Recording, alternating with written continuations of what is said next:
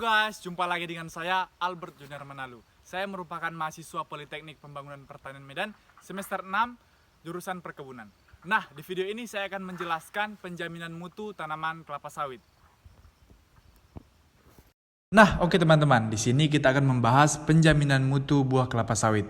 Faktor penting untuk menjamin mutu buah kelapa sawit kita atau minyak kelapa sawit kita sehingga berkualitas, ada faktor yang sangat penting yaitu budidaya tanaman kelapa sawit kita. Apabila teknik panen tepat, kriteria buah juga matang panen, serta pengangkutan buah dari TPH ke pabrik juga tepat waktu dan tidak melebihi 24 jam.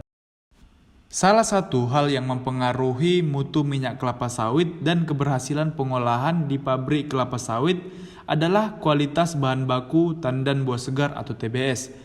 Tingkat kematangan TBS saat panen berkaitan erat dengan kadar free fatty acid atau FFA dan kandungan minyak kelapa sawit atau CPO. Nah, di sini saya akan membahas pengaruh tingkat kematangan buah terhadap kadar FFA dan kandungan minyak pada masing-masing tingkat kematangan buah. Hasil penelitian menunjukkan kadar FFA mengalami kenaikan berdasarkan tingkat kematangan buah. Persentasi kadar FFA berdasarkan kematangan buah pada buah mentah, FO, dan buah kurang matang atau F1 termasuk dalam kategori rendah dengan rata-rata persentasi kadar FFA masing-masing adalah 2,349% dan 2,672%. Persentasi kadar FFA berdasarkan kematangan buah pada buah matang 1 F2 dan buah matang 2 F3 memperoleh kategori kadar FFA sedang dengan presentasi kadar FFA masing-masing 3,97% dan 3,23%.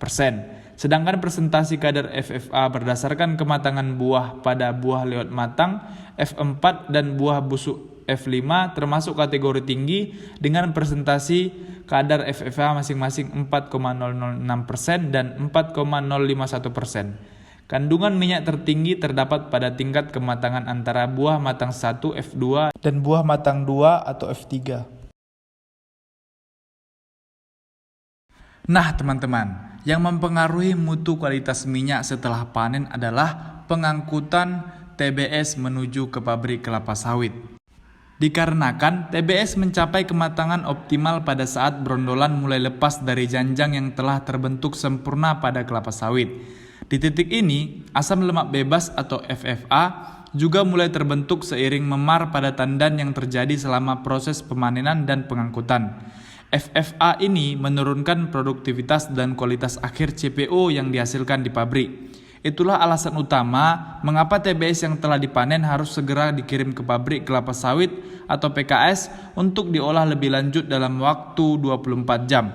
Semakin cepat buah diluncurkan dalam proses pengolahan, semakin sedikit FFA yang terbentuk dan sebagai hasilnya semakin baik pula tingkat produktivitas dan mutu CPO yang kita hasilkan.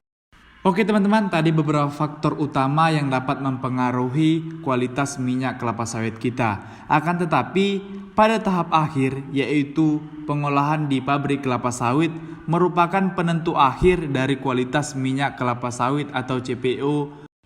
Oleh sebab itu, pabrik kelapa sawit juga memegang peranan penting untuk menentukan kualitas minyak kelapa sawit yang akan dihasilkan. Baik teman-teman, demikian video saya. Semoga bermanfaat dan dapat meningkatkan mutu hasil produksi tanaman kelapa sawit teman-teman semua. Terima kasih.